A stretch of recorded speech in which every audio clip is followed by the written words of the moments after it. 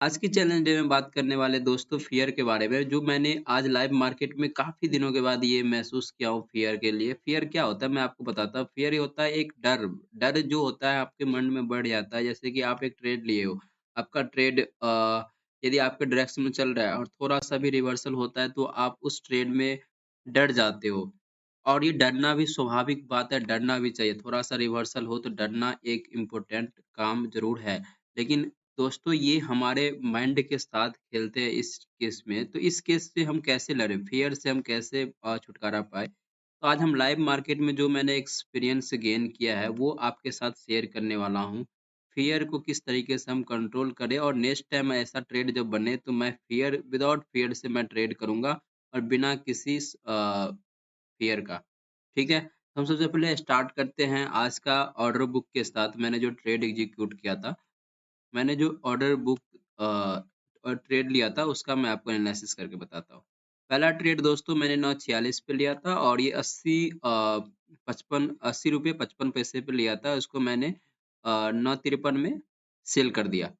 और ये इसके पीछे का लॉजिक क्या था मैं आपको बहुत ही अच्छे से समझाऊँगा। ये बहुत ही इम्पोर्टेंट ट्रेड था। आप देखोगे इस ट्रेड को तो आई थिंक ये बहुत आपके लिए सीख मिलेगा। और दूसरा ट्रेड जो लिया था, दूसरा ट्रेड में इसके इसके बाद में बात करता हूँ इस ट्रेड को समझाने के बाद क्योंकि दूसरा ट्रेड में मुझे फ़ियर जो क्रिएट हुआ, वो मैं आपके साथ डिस्कस करूँगा।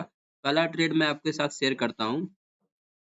पहला ट्रेड दोस्तों जो मैंने लिया था, यहाँ पे ये जो आप कैंडल देख रहे हो ना 46 वाली कैंडल, ये 9.45 9.46 ये कैंडल जब बन रहा था, तो मैंने स्टार्टिंग में ही इस ट्रेड में एग्ज़ीक्यूट किया था। इसके पीछे का लॉजिक क्या था, मैं आपको सबसे पहले थोड़ा कल का यदि आप ट्रेडिंग वीडियो नहीं देखे होंगे तो कल का आप देख लेना। कल आपको बहुत ही इम्पोर्टेंट लर्निंग मिला होगा लाइव मार्केट में जो मैं जो एक्सपीरियंस शेयर करता हूँ, वो जो एक्सपीरियंस अनुभव करता हूँ वो आपके साथ शेयर करता हूँ। कल का वीडियो देखे होंगे तो आपको बहुत कुछ सीखने को मिला होगा कि इस टाइप के मार्केट में हम किस तरीके से ट्रेड करें और लॉस होता है तो उसको हम किस तरीके से लॉस को अपने पॉजिटिव वे में लेकर के हमें आगे बढ़ना है।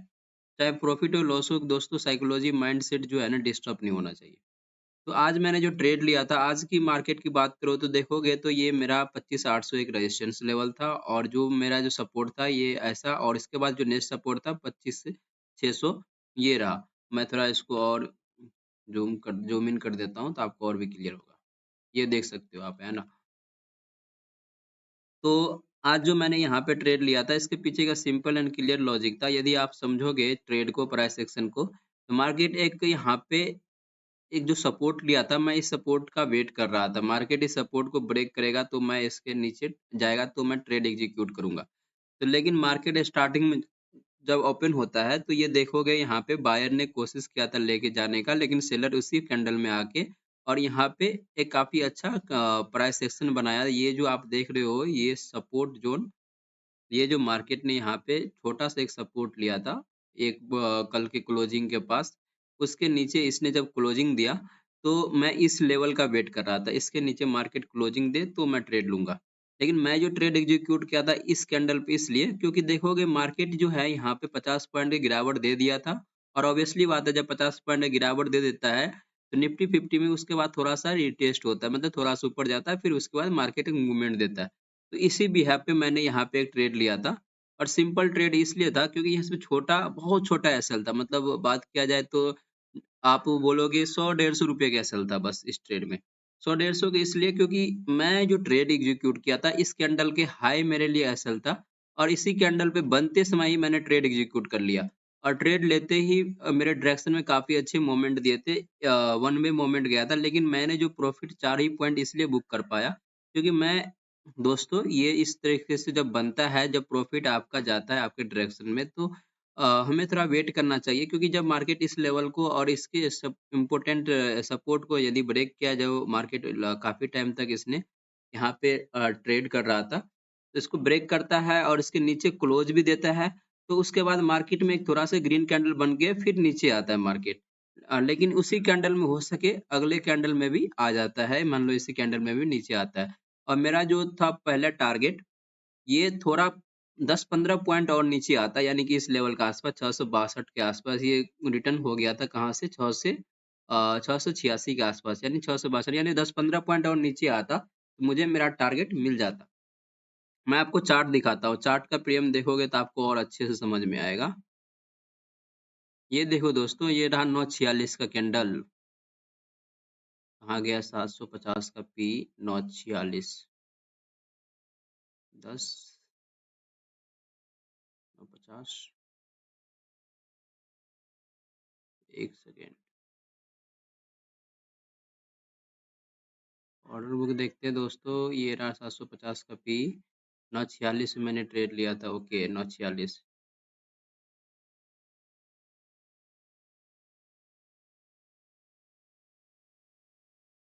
750 का पी, ये रहा दोस्तों, ये देख रहे हो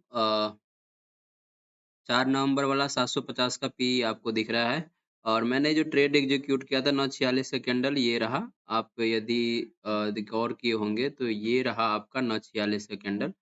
मैंने इसी कैंडल पे ट्रेड लिया था 945 वाले कैंडल पे, 946 में मैंने ट्रेड एग्जीक्यूट किया था।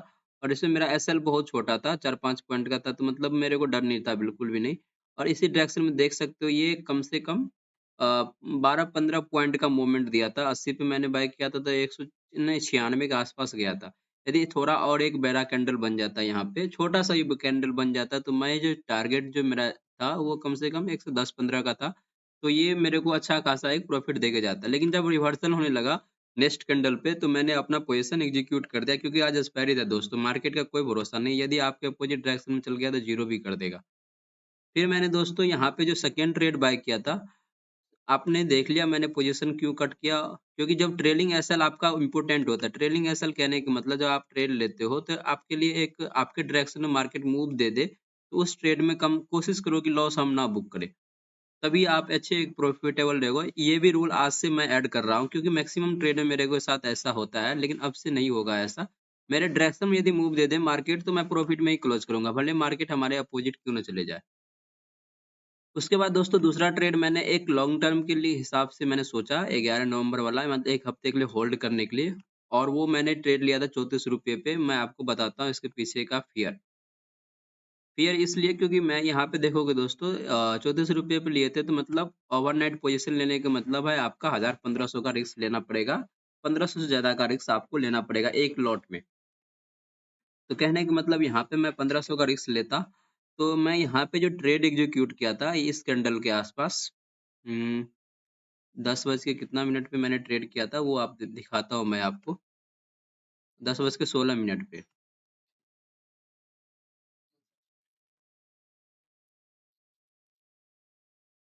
10-15, 10, ये रहा 10 कैंडल, 10-16 की कैंडल, ये रहा दोस्तों, मैंने यहाँ पे ट्रेड एग्जीक्यूट किया था। और इस कैंडल का जो है ना दोस्तों, हाई हमारे लिए एसएल था। लेकिन जब मार्केट यहाँ पे जो रिवर्सल होने लगा काफी तेजी से, तो मैंने इसी कैंडल पे अपना पोजीशन बुक कर लिया था। मैं आपको दिखाता हूँ ऑर्डर बुक,